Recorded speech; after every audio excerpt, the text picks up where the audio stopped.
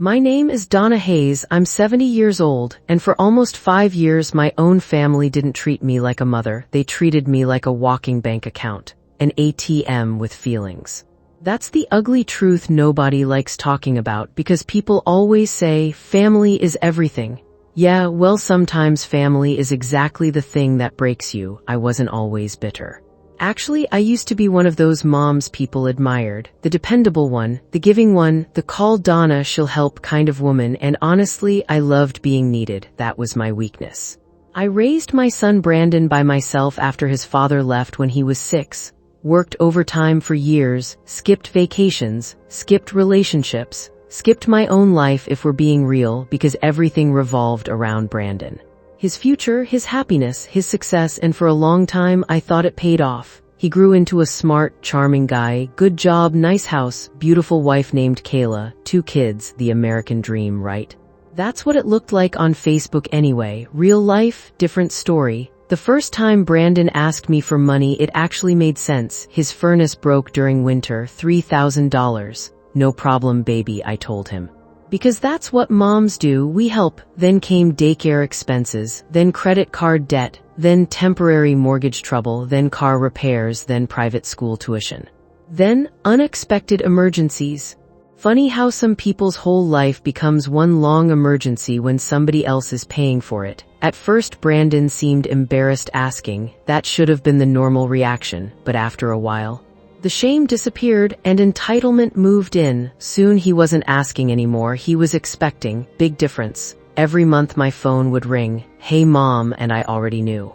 Nobody says "Hey mom" that softly unless they're about to cost you money. Meanwhile Kayla acted like I was part mother-in-law, part financial institution. She'd smile sweet and say, "We seriously couldn't survive without you." And back then, I thought that was love. Now I know better. Dependence and love are not the same thing, not even close. I started draining my retirement savings slowly, quietly, telling myself, it's for family. I even postponed knee surgery because Brandon needed help covering property taxes.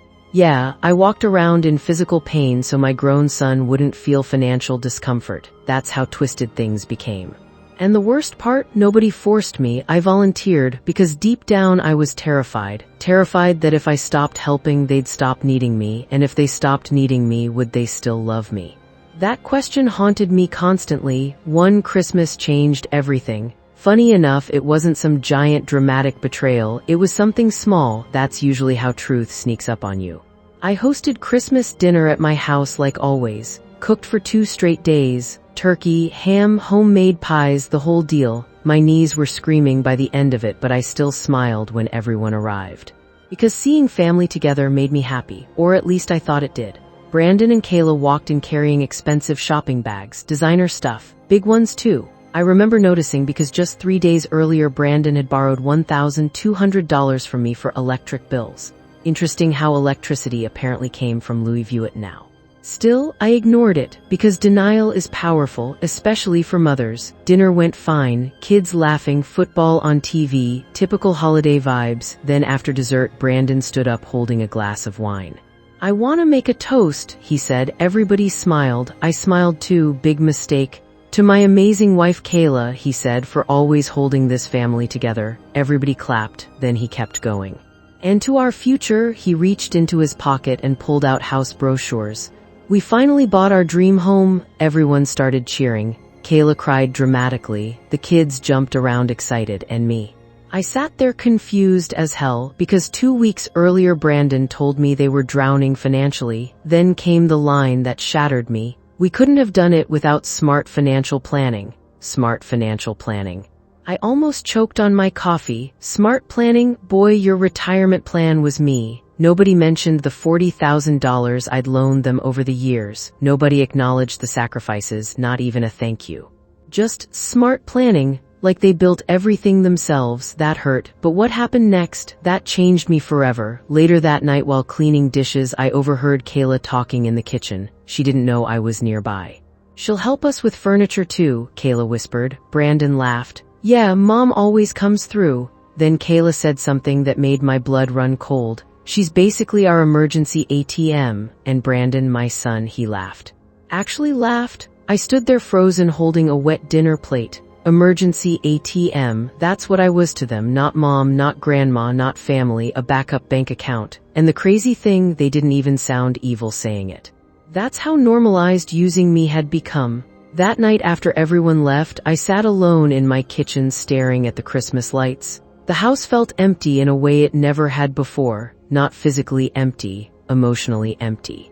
Because for the first time I saw the truth clearly, every relationship in my family came with a price tag attached. The next morning I opened my banking app. Huge mistake.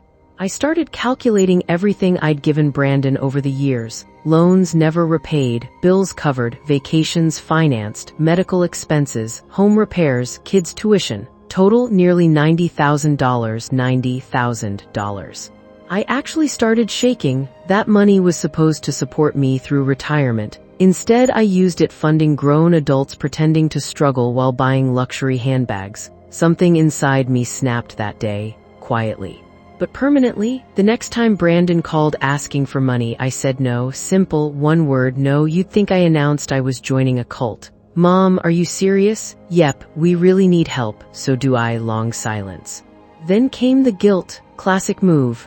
After everything we've done for you, I almost laughed. What exactly had they done for me besides send me stress and overdraft anxiety? Brandon, I said calmly, I'm 70 years old.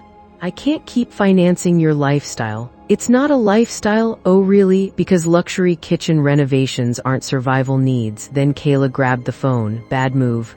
Donna, honestly this feels selfish. Selfish.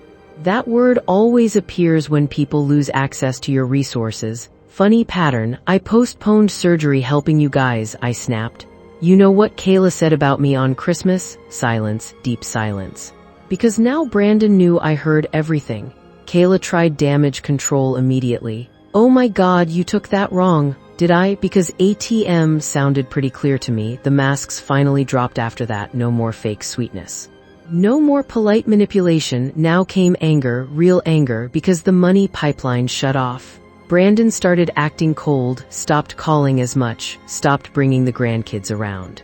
And let me tell you something cruel people rarely admit. Grandchildren become emotional leverage sometimes. And that pain cuts deep. Weeks passed, then months. Suddenly I wasn't invited to little family outings anymore, birthday dinners. Weekend barbecues, soccer games, I slowly disappeared from their lives. And honestly, that confirmed everything. Because once the money stopped, their effort stopped too. I cried a lot during that period, not because I missed paying bills, but because I realized I had confused being useful with being loved. That realization can destroy you if you let it. But slowly, very slowly, something unexpected happened. I started healing. I got my knee surgery first thing. And guess what? Recovery felt easier than carrying grown adults financially for years. I joined a senior yoga class, made actual friends, started painting again, took a trip to Arizona. For the first time in decades, my life revolved around me, not somebody else's emergencies. And honestly, freedom felt weird at first, then addictive. One afternoon, my friend Gloria asked me something that changed my perspective forever. Donna, if a stranger treated you the way your son treated you, would you tolerate it? Immediate answer, hell no. So why was family allowed to disrespect me worse than strangers? That question stayed in my head for weeks. Then one evening Brandon showed up unexpectedly, alone, no Kayla, no kids, just him, and honestly he looked rough, tired, stressed, older. Reality had apparently arrived. Mom, he said quietly, can we talk? I crossed my arms.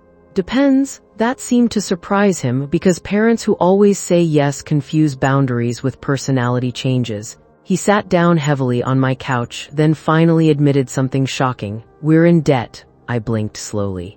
No kidding, turns out after I stopped helping, their whole financial house of cards collapsed. Credit cards maxed out. Second mortgage problems, car repossession threats, because people who depend on bailouts rarely learn discipline.